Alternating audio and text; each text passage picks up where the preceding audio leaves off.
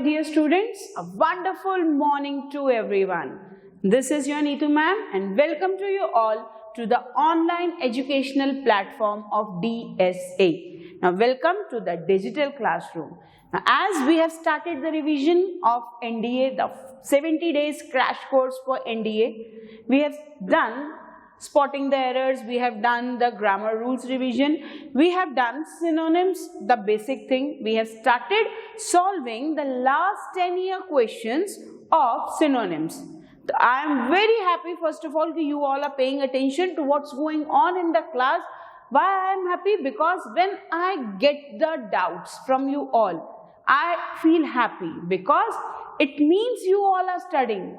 Don't hesitate to ask me any of the doubt. इसका मतलब आप पढ़ाई कर रहे हैं, इसका मतलब आप ध्यान दे रहे हैं. And I am very happy when you are paying a lot of attention on what's going on in your lecture. बस बच्चा यही attention चाहिए और यही enthusiasm चाहिए, यही जुनून चाहिए, यही passion चाहिए. Then see, you all will yourself see what you have achieved. So just manage this thing in the same pace, in the same manner, and you will come out with the flying colors. So we have started synonyms, the last 10 years synonyms question. Today we'll complete the synonym segment and tomorrow I'll start the antonym segment. But today I'll start with the 136th sentence. Remember, I have ended on 135th sentence of synonym from the last year question papers. Today I'm going to start from the 136th question from synonyms which came in the last year papers. So let's start. So students, I'm starting from the 136th sentence. We have already done 135 sentences and this sentence is from year 2016. NDA second paper, year 2016. Some of the sentence we have done it yesterday. Now I'm continuing the paper 2016. Now read the sentence. Suddenly there was a bright flash. Bright flash, एक बहुत तेज चमकती हुई light, एक चमकती हुई रोशनी, followed by a deafening explosion. Explosion, एक कुछ बहुत ज्यादा आवाज हुई, एक्सप्लोजन हुआ, जैसे बॉम्ब ब्लास्ट हुआ है, एक बहुत तेज आवाज हुई, explosion. Not deafening. You have to find the synonym of the word deafening. I have told you while starting the synonym segment कि the trick or the hint is given to you in the sentence itself, in the word itself. अब sentence आपको ये बोल रहा है कि बहुत तेज एक रोशनी चमकी और एक बहुत तेज एक्सप्लोजन हुआ. एक्सप्लोजन हुआ है तो आवाज आई होगी. क्लियर. आवाज कैसी आई है? Let's check. डेफनिंग. डेफ मतलब one who is not able to hear.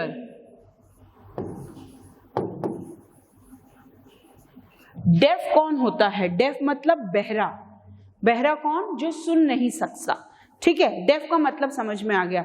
Deafening मतलब, डेफनिंग मतलब कान बंद कर देने वाली आवाज, बहरा कर देने वाली आवाज.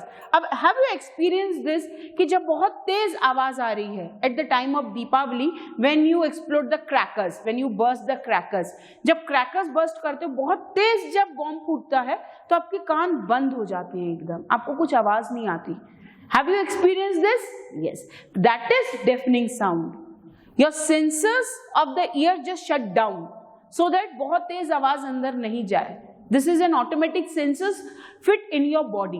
तो कान अपने आप बंद हो जाते हैं बहुत तेज आवाज सुन के, so that कानों के अंदर जो ईयर ड्रम है उसको नुकसान ना पहुंचे. Same thing. तो डेफनिंग मीन्स कान बंद कर देने वाली, बहरा कर देने वाली, इतनी तेज आवाज कि कान बंद हो जाए, इतनी तेज आवाज. Check out the meaning. Dangerous, क्या वो खतरनाक आवाज है? टेरिफाइंग, क्या वो डराने वाली आवाज है? माइल्ड मीन्स मॉडरेट, धीरे, so. Very loud. Very loud means बहुत तेज. हम बात कर रहे हैं डेफनिंग की, हम खतरे की बात नहीं कर रहे. बात हो रही है डेफनिंग मीन्स डेफ कर देने वाला, इतनी तेज आवाज कि कान बहरे हो जाएं, कान बंद हो जाएं. तो answer is very loud. This is the synonym of deafening. Okay, now the next sentence. Now, he showed exemplary courage during the crisis. Now exemplary, exemplary courage, courage means हिम्मत, crisis means difficulties, difficult situation. Now difficult situation के time पे अगर आप बहादुरी दिखा रहे हो तो courage means बहादुरी, ये पता है. I am telling you कि हर सेंटेंस में हिंट है. हिंट कैसे कनेक्ट करेंगे? crisis means प्रॉब्लम, मुश्किल का वक्त. मुश्किल के वक्त में आप बहादुरी दिखा रहे हो तो क्या कर रहे हो आप क्या कर रहे हो? आप बहुत अनयूजुअल सा काम कर रहे हो, दूसरों के लिए रोल मॉडल बन रहे हो. Now at the time of lockdown, at this present time, if you all are studying in your home and if you will be able कि आप पूरा ध्यान पढ़ाई में लगा रहे हैं तो you are showing an exemplary example, exemplary behavior. तो मैंने आपको हिंट दे दिया है, मैंने आपको एग्जाम्पल दे दिया है. Now check out the meaning. Usual, usual means जो नॉर्मल होता है. तो क्या उसने नॉर्मल करेज दिखाया? अनयूजुअल जो नॉर्मल नहीं है, यूजुअल जो नॉर्मल है. नाउ ड्यूरेबल, ड्यूरेबल मतलब टिकाऊ, जो टिक रहा है. टिकाऊ, टिकाऊ means this furniture is durable, long lasting, जिसे आप लॉन्ग लास्टिंग भी कह सकते हैं, जो बहुत टाइम तक चलने वाला है. Okay, one is commendable. Commendable means, just note down this word every time comes in your exam. Commendable means praiseworthy. Praiseworthy means तारीफ के काबिल, तारीफ के काबिल. अब उसने कैसी बहादुरी दिखाई? You all check out the meaning. उसने कैसी बहादुरी दिखाई? यूजुअल, नॉर्मल-सी, लॉन्ग लास्टिंग की तारीफ के काबिल करेज दिखाया कि everyone is talking about him, कि कैसे मुश्किल के टाइम पे भी, मुश्किल के टाइम पे भी उसने अपनी हिम्मत नहीं छोड़ी. And this you all have to do. Lockdown के टाइम पे when all the coachings are close, when all the schools are close, you all are studying, you all are working hard with the help of online lectures. So you have to crack the NDA exam and you have to show us your exemplary performance. तभी हम आपको role model मान पाएंगे. Then only you will be an exemplary example for your juniors, for others, for everyone, कि इस time पे भी आपने इतनी मेहनत की है. ओके, तो एग्जेम्पलरी मतलब commendable. And still you all are doing commendable job by doing your work regularly. आप अभी भी बहुत अच्छा काम कर रहे हैं. Yes, now next. Now restive. When the new teacher entered the classroom, he found the pupils restive. Now this तो you all connect. क्या करते हो आप लोग जब नई टीचर क्लास में आती है? How you behave, you can connect with this. वहाँ देखो हिंट दिया है, new teacher, specially new teacher. Whenever a new teacher comes in the class, the students try to irritate that teacher. Students try to become impatient. बहुत ज्यादा उनको मौका मिल जाता है टीचर को परेशान करने का. हिंट मिल गया. Now check it out. Now he is for teacher, ये टीचर है, ये प्रोनाउन टीचर के लिए लगा है. Teacher found the pupils. Now pupils here means students. अब टीचर ने स्टूडेंट्स को कैसा पाया? See, at rest. At rest means आराम कर रहे हैं, सो रहे हैं स्टूडेंट्स. क्या आप सो रहे थे जब टीचर नहीं आई थी? No. Idle means doing nothing. Now see, pay attention what I am teaching you. Idle, pronunciation same है but homonyms, different spellings, different meaning. You must know each and every word to do the sentence properly. अगर इसमें idol का meaning नहीं पता बेटा तो कैसे sentence के ऑप्शंस को चेकआउट करोगे? You must know the meaning of options even so that you can fit, you can supply the best appropriate option. Check out this idol. Number first, idol means मूर्ति. Idol means मूर्ति, ठीक है. Now this idle, IDLE, this idle means doing nothing. कुछ काम नहीं कर रहे हैं, कुछ भी काम नहीं कर रहे हैं, खाली बैठे हैं. आइडल, अनएम्प्लॉयड लोगों को आप ये बोल सकते हैं. Most of the young people are idle nowadays due to lockdown. Due to lockdown, many factories have been shut down, so many people are idle nowadays. Idle means बिना काम के, कोई काम नहीं है. Next is ideal. Ideal means role model. Ideal means role model. Clear? Now यहाँ पर क्या word दिया है? यहाँ पर दिया है ideal. Means they are doing nothing. वो खाली बैठे हैं. Now quiet, जो आप लोग कभी नहीं बैठते हो. Quiet means शांत बैठे हैं. Impatient, what do you mean by impatient? Restive, बेचैन. पेशेंस ही नहीं है, मस्ती कर रहे हैं, एंजॉय कर रहे हैं, उनमें पेशेंस ही नहीं है, रेस्टलेस हैं. ना एक और इसका सिनोनिम है, हम ये वर्ड कर चुके हैं, रेस्टलेस. दैट मीन्स चैन ही नहीं है उनको, पेशेंस ही नहीं है उनको, आराम ही नहीं है उनको. They are just doing one or the other thing. Clear?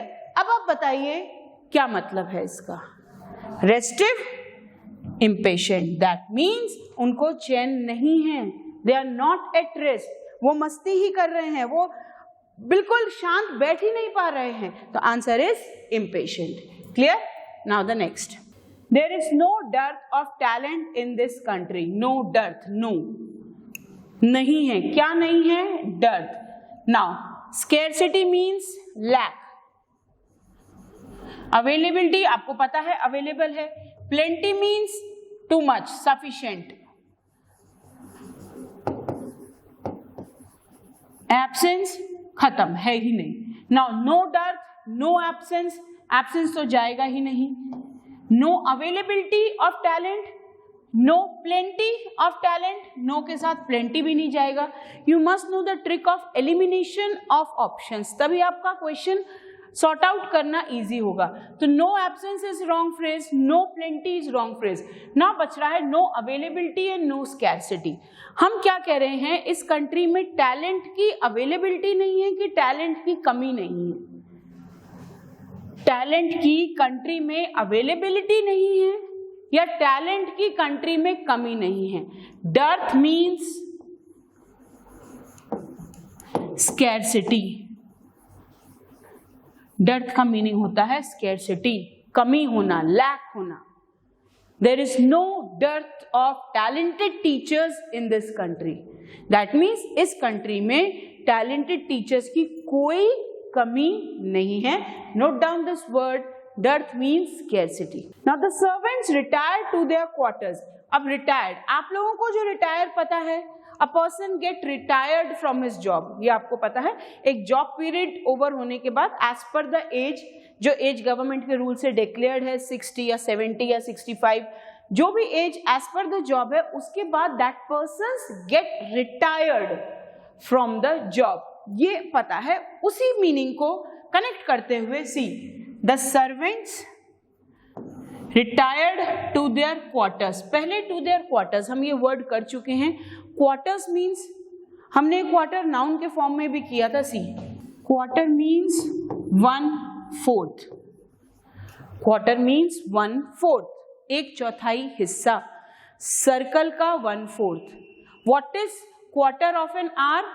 अगर मैं यूज कर रही हूं phrase quarter of an hour means 15 minutes, because 60 का 1/4 15. क्लियर? तो quarter of an hour 15 minutes, ये आपको पता है. Done. Now next meaning of quarter. एक और क्वार्टर का मीनिंग क्या है? एक और क्वार्टर का मीनिंग लिविंग स्पेस, एकोमोडेशन, जहां पे लोग रहते हैं. क्वार्टर अगर मैं बोल रही हूं सर्वेंट क्वार्टर, सर्वेंट क्वार्टर क्या हुआ? सर्वेंट के रहने की जगह, सर्वेंट क्वार्टर्स. अगर मैं बोलूं टीचर्स क्वार्टर्स, ना, teacher quarters, servant quarters. Servant quarters जहां सर्वेंट रह रहे हैं, टीचर क्वार्टर्स जहां टीचर रह रही हैं. That means a place for accommodation, रहने की जगह, रुकने की जगह. ऑफिसर क्वार्टर्स, जहां ऑफिसर रहेंगे. तो क्वार्टर मीन्स रहने की जगह. अब see the sentence, the servants retire to their quarters. Servants quarter की तरफ चले गए, मतलब अपने अपने रहने की जगह पर चले गए, अपने क्वार्टर्स में चले गए. Now see, entered, entered to their quarters, entered to their quarters. No, हमने एंटर्ड के साथ सेंटेंस किए हैं. He entered the room. Entered के बाद कभी भी टू नहीं आता है, एंटर्ड के बाद कभी भी टू नहीं आता है, एंटर्ड के बाद इन नहीं आता, एंटर्ड के बाद इनटू नहीं आता, एंटर्ड अकेला ही आता है। This we have done. Now went away, okay. Ran away, वो भाग के जाएंगे वहां पे, no. Mobilised, what you mean by mobilised? Mobilised means movement, move कर गए, to move, to move, mobilised हो गए। Mobile, that means movement. अब servants retired to their quarters, retired का मैंने आपको एक मीनिंग बताया है। रिटायर्ड मतलब एक जॉब पीरियड खत्म होने के बाद उस काम से ब्रेक मिल जाना। तो रिटायर्ड मीन्स काम खत्म होने के बाद उस काम से ब्रेक मिल जाना। ब्रेक मिलने के बाद वो अपने क्वार्टर्स की तरफ चले गए। तो retired means went away, retired means went away, that means वो काम मिलने के बाद they have taken a break, एक ब्रेक मिल गया, so they went away. Okay, now the next. So retired का meaning went away. Now next sentence, the Navy gave a tactical support to the Marines. बात हो रही है navy की। Navy ने कैसा सपोर्ट दिया? Tactical. Now what do you mean by tacts? Tacts या tactics, ये मतलब पता होना चाहिए। That means strategy, that means strategy, that means a plan, a properly designed plan, a strategy. Now अब यहां पर देखिए कैसा दिया उन्होंने, कैसा प्लान दिया? सेंसिटिव इमोशनल प्लान दिया, इमोशनल सपोर्ट दिया नेवी ने मरीनर्स को। Who are mariners, who are mariners, who are mariners? Mariners कौन होते हैं? नाउ मरीनर्स मतलब वन हु मरीन्स, जो समंदर में ट्रैवल करते हैं, जो समंदर में मूव करते हैं। Now strategic means proper plan, proper planning के साथ। एक्सपर्ट या इमीडिएट, बताइए कैसा सपोर्ट दिया? नाउ टैक्ट्स का मतलब ही होता है कुछ जुगाड़ लगा के, कुछ प्लान करके। टैक्टिक्स जो आप एकदम से इंस्टेंट आप प्लान बना के करते हो, तो planning with full proof planning, that means tacts, उसी को बोलते हैं स्ट्रैटेजिक।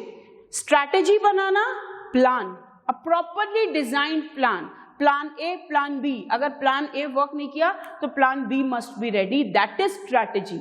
और उस प्लान में किस किस पॉइंट पे क्या होगा, दैट इज स्ट्रैटेजी। तो नेवी ने स्ट्रैटेजिक सपोर्ट दिया। Okay, now next, a genius tends to deviate from the routine way of thinking. Now, what genius do? Genius don't think different things. Genius think differently. वो हर एक चीज को अलग तरीके से सोचते हैं, वो अलग चीजें नहीं सोचते, वो हर एक चीज को अलग तरीके से सोचते हैं। That means their point of view is different. For example, अगर मैं एग्जाम्पल दूं इस लॉकडाउन के पीरियड का, some of the students must be complaining कि क्लासेस नहीं हो रही, ऑनलाइन क्लास हो रही है, घर में बोर हो रहे हैं, they are playing PUBG, they are enjoying, yes they are enjoying, they are playing PUBG. But what the genius is doing? Genius is utilising the time. This is the best period for genius because now they are not bounded in the time period of classrooms and coaching. They have the whole day, they have the whole night without any disturbance. They can study as much as they can. तो ये किस चीज का फर्क है? ये फर्क है नजरिए का, पॉइंट ऑफ व्यू का। और जीनियस के पॉइंट ऑफ व्यू का ही डिफरेंस का कमाल है। जीनियस हर एक चीज को अलग तरीके से देखता है। ओके, अगर you are having one glass of water जिसमें आधा पानी है और आधा खाली है, तो अदर पीपल विल से कि आधा ही तो ग्लास है, पानी में सिर्फ आधा ग्लास पानी है, पूरा ग्लास भरा हुआ नहीं है। What genius will see? Genius will see आधा ग्लास तो है, I do something from this only. आधा खाली उसे दिखेगा ही नहीं, उसे वो अपॉर्चुनिटी ही दिखेगी कि this is sufficient for me, पूरे की जरूरत ही नहीं है। And the pessimist, the negative person will say आधा खाली है, आधा बचा है, आधे से क्या करेंगे? तो दैट मीन्स जीनियस अलग तरीके से सोचते हैं। Okay, now see same thing, a genius tends to deviate from the routine way of thinking. Genius जो रूटीन वे है, जो सब लोग सोचते हैं, उससे अलग तरीके से सोचता है, उससे कुछ हटके सोचता है। नाउ सी, क्या वो डिस्प्यूट करता है? What do you mean bye dispute? You must know the meaning of dispute. Dispute word mostly comes in the exam. Dispute means quarrel, dispute means लड़ाई झगड़े. नाउ डिसएग्री, क्या genius routine way of thinking से disagree होता है? मानता नहीं है वो बात? नो, मानने ना मानने की बात ही नहीं हो रही. Dispute eliminated, disagree. डिस्टिंग्विश करना, डिस्टिंग्विश देखो दो मिलते जुलते वर्ड है. डिस्टिंग्विश करना, हाईलाइट करना, अलग अलग बताना, दो चीजों में डिफरेंस बताना. यहां दो चीजों की डिस्टिंग्विश बात ही नहीं हो रही, हाईलाइट हो ही नहीं रही. यहां बात हो रही है डिफरेंट की, अलग हट के सोचने की. तो जीनियस ट्राई करता है रूटीन वे से डिफरेंट सोचने का, अलग सोचने का. Okay, now the next. He was greatly debilitated by an attack of influenza. Now pay attention. जो मेरी ट्रिक है, जो मैं आपको बार बार बोल रही हूं, हर एक सेंटेंस में ट्रिक है, हर एक सेंटेंस में हिंट है for the answer. He was greatly, greatly means बहुत ज्यादा. क्या हुआ? Debilitated का मतलब कैसे निकलेगा? By an attack of influenza. Influenza means flu, means सर्दी खांसी, उसको तबीयत खराब हो गई. ओके, इन्फ्लुएंजा फ्लू का ही दूसरा नाम है. जैसे आजकल आप कोरोना बहुत ज्यादा फेमस हो रहा है, कोरोना इज स्केयरिंग एवरीवन. तो कोरोना का भी अगर हम यहाँ एग्जाम्पल लें तो कोरोना के अटैक से या फ्लू के अटैक से वो कैसा हो गया? सी, अटैक मीन्स हमला, उसकी तबीयत खराब है, उसको इन्फेक्शन लगा है फ्लू का, फ्लू के अटैक से वो कैसा हो गया? नाउ डिप्रेस हो गया. ओके, वीकन हो गया मीन्स कमजोर हो गया, डिफीट हो गया मतलब हार गया, वरिड हो गया मतलब चिंता कर रहा. ना, तबीयत खराब है, तबीयत खराब से, फ्लू के अटैक से. Now I have been given this word क्योंकि यहाँ क्वेश्चन में अटैक है कि उसने हमला किया तो वो हार गया. बीमारी के हमले से क्या वो हार गया? बीमारी के हमले से क्या वो चिंतित हो गया? तो चिंतित तो रॉन्ग. अब डिफीट उन्होंने आपको कंफ्यूज करने के लिए दिया है क्योंकि यहां उन्होंने अटैक वर्ड दे दिया है. तो बीमारी के हमले से उसने लड़ाई हार ली. ओके, डिप्रेस हो गया by an attack of influenza, वो डिप्रेस हो गया, उसकी तबीयत खराब है. तबीयत खराब होने पर सबसे पहले आपकी बॉडी वीक होती है. Whenever you have any infection you feel weaken, you feel weaken. हारना नहीं, आप वीक हो जाते हो.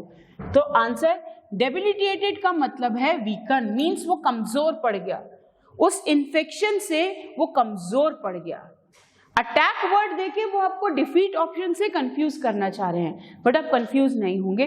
तबीयत जब आपकी खराब होगी तो सबसे पहले वीकनेस आएगी. वीकनेस के लिए वर्ड है डेबिलिटेटेड. तो I hope you have understood till here. Now we will move forward to the next sentence. So students, now the next sentence. ये वर्ड आपको पता है, ये वर्ड आपको पता है. See, his efforts at helping the poor. जब वो गरीबों की मदद करता है वो काम बहुत बहुत लॉडेबल है. लॉडेबल के लिए मैंने आपको वर्ड दिया हुआ है एप्रिसिएशन. प्रेज वर्दी मीन्स तारीफ के काबिल. लॉडेबल मीन्स जिससे आपको, see one more word, laurels. Laurels means तारीफ. His efforts have made him win laurels. Laurels means उसको तारीफ मिल रही है. Laudable means तारीफ के योग्य, praiseworthy, appreciation. तो वो जो हेल्प कर रहा है गरीब लोगों की वो तारीफ के लायक है. Now see, welcome, wrong. Sincere, wrong. Good, good से भी अच्छा, praiseworthy. तो answer is praiseworthy. Laudable means praiseworthy. Laudable, laurels, that means appreciation. That means appreciation.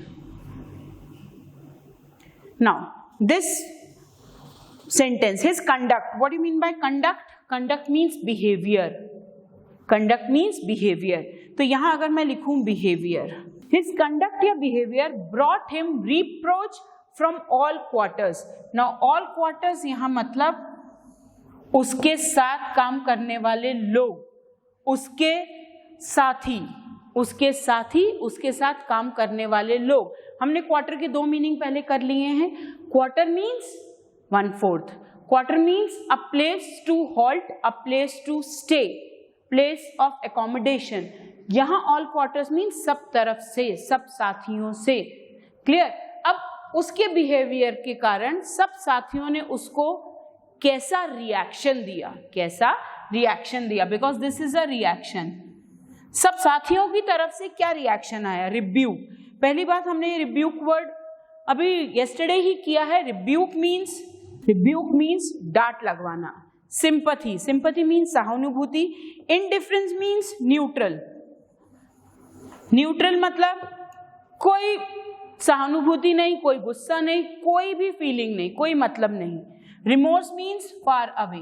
Remember we have done remote.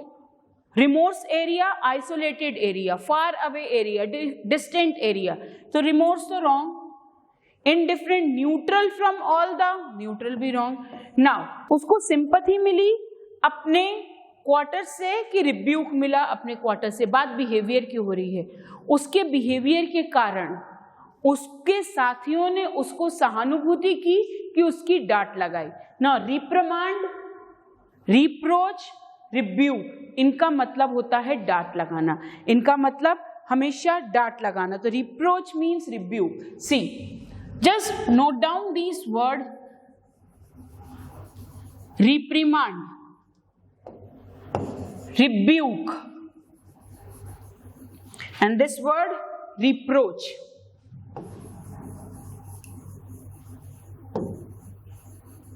इन तीनों का मतलब होता है scold.